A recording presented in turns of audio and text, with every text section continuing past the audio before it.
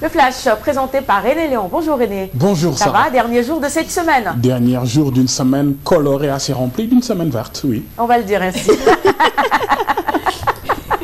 Allez, on découvre les titres de l'actualité. Mesdames et messieurs, bonjour à la une. Ce matin, l'inauguration des locaux rénovés de RTS Saint-Louis.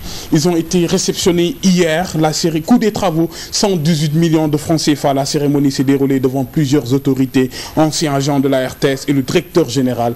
Tous les détails dans ce journal. Dans l'actualité également, l'ouverture de la 23e édition de la Foire internationale de Dakar. Sur place, ce n'est pas encore le grand rush, vous allez le voir. Certains commerçants ont commencé à exposer leurs produits. D'autres, en revanche, n'ont pas encore installé leur stand. On verra pourquoi. Et puis, la rubrique économie de ce vendredi s'intéresse à la régularisation des impôts. Ne soyez pas surpris si vous avez perçu ce mois un salaire moins conséquent que d'habitude.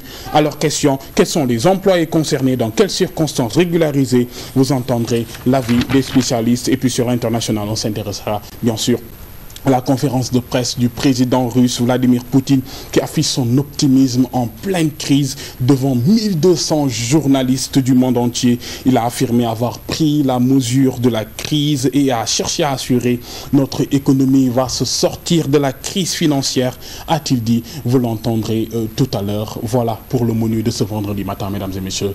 Restez avec nous. Le développement de tout cela, ce sera dans quelques minutes. Et vous retrouverez donc René Léon Fonseca.